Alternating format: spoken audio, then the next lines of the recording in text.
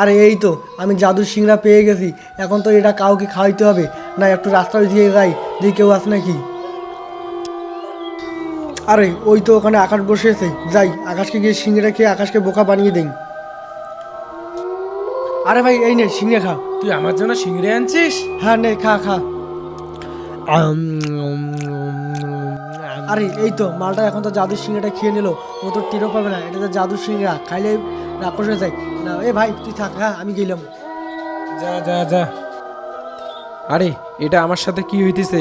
আরে আরে আরে আরে,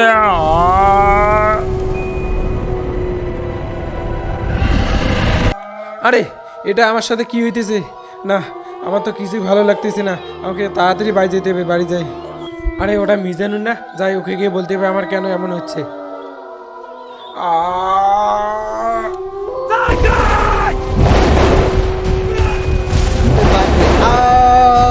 আরে আমি এটা কি করলাম? মিজানুরকে খেয়ে ফেললাম। বন্ধুরা তোমরাই বলো, আমি এই যে ওই সিংড়াটা খাওয়ার পর কেন এরকম করতেছি, এর কারণ কি? তোমরা যদি জেনে থাকো তাড়াতাড়ি কমেন্টে বলে যাও।